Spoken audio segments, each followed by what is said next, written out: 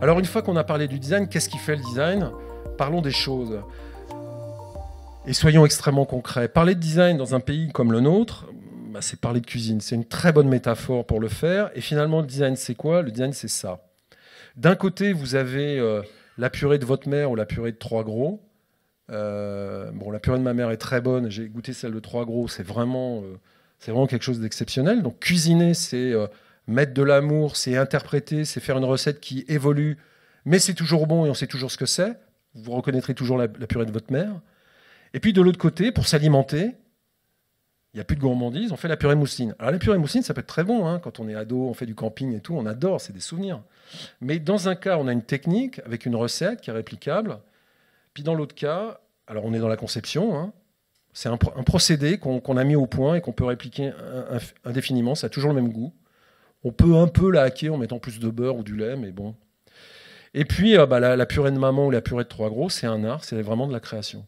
Et finalement, la différence entre le design et l'ingénierie, la manière de résoudre des problèmes de l'un et de l'autre, c'est cette différence-là.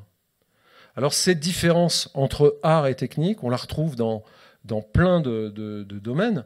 La musique, c'est une expo qu'on a eu la chance de faire et d'organiser. Dans la musique, vous avez, dans les grands inventeurs de la musique électronique, vous avez autant des artistes, des musiciens, que des ingénieurs. Et on ne sait plus à la fin qui est quoi. Les ingénieurs deviennent des artistes, les artistes deviennent des ingénieurs, et on invente une nouvelle discipline. Ils deviennent aussi interprètes, c'est-à-dire que Moog a fait quelques compositions. Raymond Scott a inventé des machines, a inventé la musique électronique.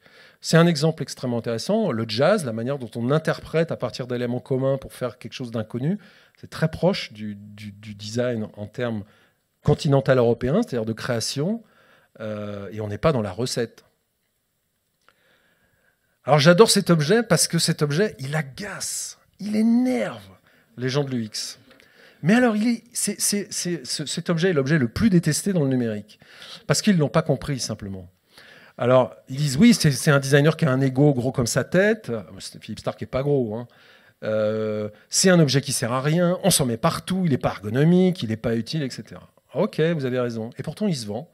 Il se vend depuis 30 ans.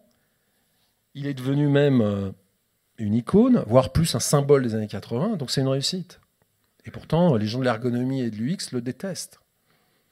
Bah ouais, parce qu'un objet, c'est plus qu'une fonction. Et comme la purée de maman est plus qu'une purée qui va m'alimenter, les objets, c'est exactement la même chose. C'est-à-dire que dans la vie, il n'y a pas que l'utilité. Le design, c'est pas que résoudre des problèmes. Le design, c'est aussi créer de l'amour, par exemple, créer de l'émerveillement. Et ça, c'est très utile aussi. Et le problème du numérique, quand il aborde ces questions-là, c'est qu'il est très immature ou qu'il sépare toutes les choses.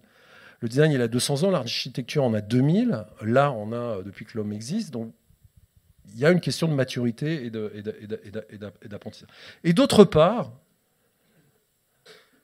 dans le pays du limoncello, sur la côte amalfitaine, des objets comme ça pour presser les citrons, il y en a plein. Donc c'est même un objet qui relève d'une tradition séculaire et qui est culturelle à l'Italie. C'est pour ça qu'Alessi l'a fait, ça lui a rappelé des souvenirs. Donc c'est un peu compliqué. Et finalement, les choses, pour les transformer en objets, il n'y a pas que l'utilité, le ROI ou les KPI, parce que l'amour n'a pas de KPI, la gourmandise n'a pas de retour sur investissement, le bonheur, c'est quoi? C'est important, le bien-être, c'est important, la beauté, l'être ensemble, la culture, la tradition, le symbole, la fête, la vie, tout ça, c'est pas des problèmes. Donc le design, c'est pas résoudre des problèmes, c'est pas faire des choses utiles, c'est beaucoup plus que ça.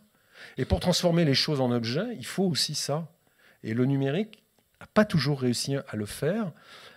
Et moi, je dis souvent que le design, c'est avant tout un processus de création, enfin de traduction et de création de commun. Alors de traduction, c'est-à-dire qu'il faut comprendre un contexte pour le mettre à la disposition du plus grand nombre, surtout quand c'est des objets nouveaux.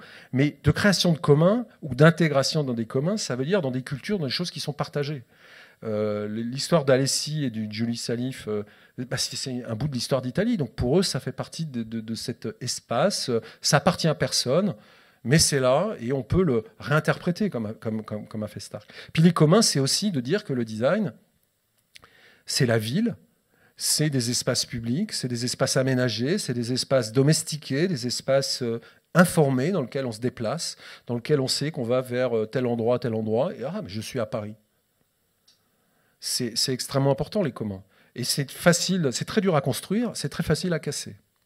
Je ne vais pas citer les exemples parce que les élections municipales vont commencer, mais il y en a énormément. Alors comment, parce que c'est bien beau de dire que le presse citron il est vachement bien, mais comment on fait pour transformer des choses en objets? C'est-à-dire comment on fait acte de design finalement? Alors déjà il faut régler le problème, j'en ai un petit peu parlé, mais il faut le régler d'emblée. Il faut régler le problème de design contre design, c'est-à-dire la question du design comme conception, puisque en anglais, comme l'anglais, comme disait De Gaulle, c'est du français mal parlé, ils ont pris le mot design, le nôtre. Et puis, le comte de Salisbury a fait une théorie du design, la nôtre, très belle, très cohérente. Puis à un moment, ils ont pris le mot, puis ils l'ont mis à autre chose. Donc, en Angleterre, on peut faire roller coaster design, donc de la conception de manège. On peut faire de la UX design, donc la conception du X. On peut faire du urban planning design, c'est-à-dire être concepteur d'espace. Enfin, tout acte de conception est qualifié par le sujet auquel il se rapporte. C'est la structure de la langue anglaise. Quand nous, en français, il suffit de dire design. Premier truc, on n'est pas obligé de le qualifier, parce que le dessin, ça ne se qualifie pas. Notre dessin, nos enjeux, je n'ai pas besoin de les qualifier. Et puis, c'est une création impliquée. Et cette petite différence entre conception et création, c'est juste deux histoires, celle de la technique et celle de l'art appliqué, qui ont des recouvrements, mais qui ne sont pas exactement les mêmes. Alors, je sais que les designers comprennent ça parfaitement. Là, je m'adresse plutôt aux entreprises, je m'adresse plutôt aux directions du marketing qui gèrent le design, je m'adresse plutôt aux startups qui veulent utiliser le design. Fais-moi du joli. Voilà. Alors, comment on transforme les choses en objets? Alors, il y a plusieurs solutions. La première, c'est la prothèse. On a un objet qui n'est pas terrible, on va faire un objet magnifique pour arriver à le mettre. Ce n'est pas la solution que je préfère, pour être honnête avec vous, mais c'est un élément de réponse. Parfois, on appelle ça l'ergonomie. Souvent, aux États-Unis, on appelle ça l'UX. Et donc, on va te raconter une histoire sur le chausse-pied extraordinaire. Et on va dire que tout ça doit être cohérent avec la chaussure. Donc, on va dessiner le chausse-pied et la chaussure de manière cohérente. Et on t'aura fait une X globale d'un mauvais produit qui te fait mal au pied, que tu n'arrives pas à mettre. Et puis, d'un machin qui est un objet qui encombre ton espace, comme si on n'avait pas assez d'objets pour arriver à mettre le truc. Ça peut avoir des utilités quand on a, comme moi, des problèmes de dos. Donc, c'est pas inintéressant, mais c'est pas tout à fait ça. Bon, vous avez ça, très classique. Là, c'est un produit pour se déplacer, marcher, se protéger, séduire. C'est un archétype. C'est un monsieur, il met des souliers. Très bien, on sait ce que c'est, on sait qui vous êtes n'êtes pas un ouvrier. Bon, l'objet, il exprime plus que sa fonction, mais ses fonctions de base sont parfaitement remplies. Donc là, on commence à avoir une base du design qui peut être une tradition, qui peut être artisanale, qui peut être réinterprétée. C'est l'histoire de la chaussure, mais c'est connu. Et puis, on peut avoir ça, parce que les gens d'aujourd'hui ne veulent pas tous avoir des uniformes. Je suis un white collar de la city, donc je mets mes boots noirs. Non, je suis moi et je veux avoir mes propres objets. Donc le design, il a commencé à travailler sur la différenciation, sur l'identité et sur le fait d'essayer de faire avec les techniques de l'industrie des produits qui parlent à chacun. Donc on quitte un peu l'histoire de la série et du Bauhaus pour rentrer dans le monde de Swatch avec ses mondes variables, des productions de voitures qui ont tellement d'options qu'elles sont quasiment artisanales dans leur singularité. Et aujourd'hui, on arrive dans l'industrie à produire massivement, industriellement, des objets totalement uniques. C'est assez fascinant. Et forcément, le design est convoqué pour ça. Et puis, on peut aller beaucoup plus loin. Pour marcher, se protéger le pied, on peut se dire, mais finalement, même nu-pied, si j'ai un overboard, je n'ai plus besoin de chaussures. Je suis heureux, je suis l'être humain à l'aise dans sa vie, dans sa nature, dans sa campagne. Si j'ai besoin de me déplacer, qu'il y a des petits soucis, des petits cailloux, je prends mon overboard et je ne touche plus, et je vole. C'est formidable. C'est une réponse. C'est une réponse. C'est une réponse parce que le design, c'est une discipline qui, bien sûr, répond à des problèmes, mais qui consiste aussi à mettre du désir, c'est-à-dire à aller au-delà de la solution de problème, qui intègre de l'émotion, de l'utilité, mais ce qui est inutile est très utile. Ce qu'on appelle les externalités sont très importantes. Si vous enlevez le banc de Paris, je ne voulais pas parler des municipales, mais je ne peux pas m'empêcher. Si vous enlevez le banc de Paris, le banc des amoureux, le banc haussmannien, c'est plus Paris. Pourtant, il ne sert à rien, il n'est pas confortable, on ne s'assoit pas dessus. Mais si on l'enlève, c'est plus tout à fait Paris. Donc ces choses utiles, inutiles, elles sont quand même très utiles. Ça crée de l'identité, ça crée l'espace commun et du sens en toute chose. Le design, les objets sont inscrits dans une culture. Alors ça, j'aimerais bien un jour convaincre le ministère de la Culture, c'est-à-dire qu'un livre ou un film, ça fait partie de la culture, la grande culture avec un grand C. Les objets du quotidien, ça intéresse personne. Et pourtant, le gris tout pince Seb, blanc et orange, ça rappelle des souvenirs à certains.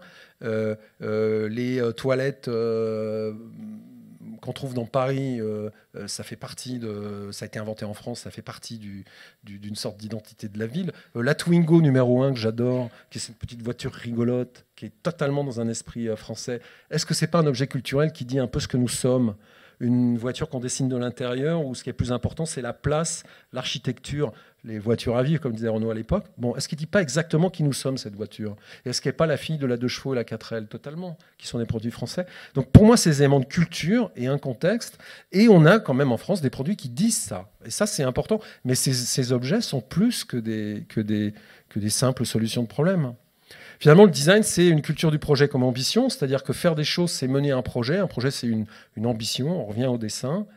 C'est le dessin d'un dessin, c'est-à-dire c'est le dessin avec un savoir-faire délivrable d'une ambition. C'est ça. Voilà comment on transforme les choses, le magma du numérique, en choses utiles. Alors pour moi, le design, c'est... Enfin pour moi, comme je l'écris dans le livre, parce que je vais vous épargner ma vision de designer, j'essaie quand même de faire des factorisations partagées. Le design, c'est l'art. Alors c'est un art. Pas un artiste, mais c'est un art, c'est pas une technique, d'imaginer, de proposer, de réaliser des objets, des services, des situations utiles, certes, mais désirables. Et la question philosophique du beau et de l'utile, et du beau et du désir, sont vraiment au cœur du design. Alors pour faire les choses, on part d'une idée, dans le meilleur des cas, on a une techno, puis on fait un produit. Bon, ça je vous la fais courte, c'est le design du Bauhaus. En France, c'est plutôt, on a une technologie, on ne sait pas quoi en faire. Et le designer, t'aurais pas une idée? Puis on fait un produit. Bon, ça, c'est 80% de notre business à No Design. Mais la réalité, c'est celle-là. C'est-à-dire, on part d'une idée ou d'une techno. En mode agile, on va dire que ça commence en même temps. Il y a des services marketing qui sont malins. Donc, on a un espace d'opportunité. On peut faire un produit, mais la vraie question, c'est celle des usages. Est-ce que ça va servir? Et surtout, est-ce que les gens vont, non pas s'approprier, posséder l'objet, mais l'adopter, c'est-à-dire l'aimer? Ce qui est le presse-citron que détestent les ergonomes, il est adoré par les gens qui l'ont. Ils l'utilisent jamais, mais il trône dans la cuisine. Ils en sont fiers. Bon, voilà. Il est adopté. Il n'est pas utilisé, mais il est adopté. Et pour rassurer le directeur des ventes, il est acheté. Donc, quelque part... Et cet chemin pour passer du chose aux objets, c'est une phrase qui est vraiment très importante à l'ENSI, l'école où j'ai enseigné 20 ans, dont je suis issu, c'est « Demandez pas à un designer de faire un pont, demandez-lui comment traverser la rivière. » Et les plus radicaux d'entre nous disent même « Faut-il la traverser ? Pourquoi pas ? La ville du quart d'heure, c'est peut-être comme on ne circule plus dans Paris. On reste chez soi. Donc finalement, il n'y a plus de problème de circulation. Donc il n'y a plus de question de mobilité puisqu'on reste chez soi. Et ça, c'est vraiment, vraiment, vraiment la démarche du design. Je rigole, mais il faut toujours se poser la question. Oui, on va faire un grille-pain qui va avoir un thermostat, etc. Mais on peut pas mettre de thermostat et trouver une autre manière de surveiller le pain en train de cuire. Parce que le design, finalement, il ne crée pas des produits, il crée du sens. Quand on parle d'adoption, il faut, plus que d'être dans des fonctions et des utilités, il faut aller un petit peu au-delà. C'est évidemment très compliqué. Ça passe par le talent des gens, par leur éducation, par les discussions avec le contexte, la culture et l'entreprise. Mais les produits qu'on aime, c'est un peu plus que ça. Vous avez tous des objets fétiches sur vous, des baskets, un stylo, un téléphone. Ils sont un peu plus que le tas d'atomes qu'ils représentent.